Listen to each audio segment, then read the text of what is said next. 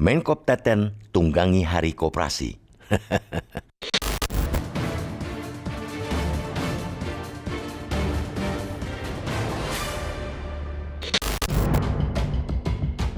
Mempolitisasi segala hal kiranya sudah menjadi sesuatu yang lumrah bagi rezim pemerintahan saat ini.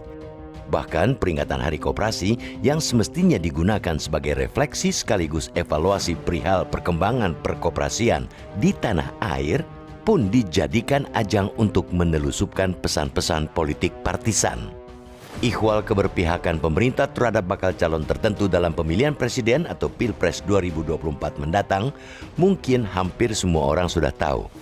Itu terlihat dari aksi cawe-cawe yang nyata-nyata dilakukan Presiden Joko Widodo dalam beberapa kesempatan terdahulu. Dalih yang selalu dikatakan demi keberlangsungan pembangunan. Rupanya tabiat itu sudah pula diturunkan ke para pembantunya. Tanpa malu dan ragu, Menteri Koperasi dan UKM Teten Mas Duki dalam akhir pidatonya pada peringatan Hari Koperasi ke-76 di Jakarta, Rabu 12 Juli lalu, tiba-tiba menyebut nama Gubernur Jawa Tengah Ganjar Pranowo sebagai orang yang diharapkannya dapat memajukan ekonomi Indonesia. Kita semua tahu, Ganjar merupakan bakal calon presiden sokongan PDIP, partai yang sebelumnya juga mengklaim menugaskan Joko Widodo menjadi presiden. Boleh jadi Teten mengeluarkan pernyataan itu terpancing ucapan Ketua Dewan Koperasi Indonesia atau Dekopin, Sri Untani Bisowarno, yang dalam sambutan sebelumnya juga terang-terangan memuji bahkan menitipkan nasib koperasi kepada Ganjar. Namun bisa jadi juga Teten memang sedang memikul misi untuk mengarahkan pilihan masyarakat koperasi kepada Ganjar. Apapun alasannya, tidak sepantasnya seorang pejabat pemerintah, apalagi sekelas menteri, melontarkan pernyataan vulgar yang jauh dari tata krama politik. Dengan memanfaatkan panggung Hari Koperasi untuk mempromosikan salah satu figur calon presiden, itu sama artinya dia telah melakukan politisasi, menyeret-nyeret koperasi ke dalam pusaran politik percapresan. Padahal semestinya dia tahu hal seperti itu tabu.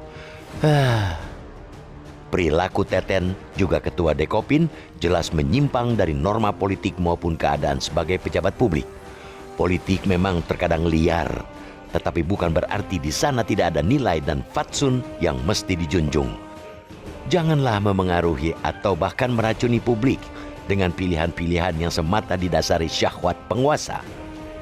Menteri Koperasi dan UKM, juga Ketua Dekopin, seharusnya fokus pada tekun dengan tugas mulia mereka, yaitu mengembangkan sekaligus memajukan ekonomi koperasi di Indonesia dengan sekencang-kencangnya, bukan malah menumpanginya dengan kepentingan-kepentingan lain di luar koperasi, apalagi politik. Fakta memperlihatkan bahwa dari seluruh koperasi aktif di Indonesia yang menurut Badan Pusat Statistik atau BPS jumlahnya mencapai 127.846 unit pada 2021 lalu, sebagian besar masih terengah-engah menjalankan usaha bahkan untuk sekadar hidup dan dinilai aktif. Di sisi lain, banyak bermunculan koperasi-koperasi nakal yang hanya bertujuan mengeruk dan membawa lari dana masyarakat. Karena itu, sangatlah mengherankan bila di tengah begitu banyak persoalan koperasi yang membelit itu, mereka malah seenaknya menyeret koperasi sebagai alat kepentingan politik kelompok tertentu. Kalau perilaku seperti itu terus dipelihara, jangan kaget kalau mimpi Bung Hatta menjadikan koperasi sebagai sokoguru alias perekonomian nasional bakal selamanya menjadi mimpi. Mimpi yang tak pernah terrealisasi.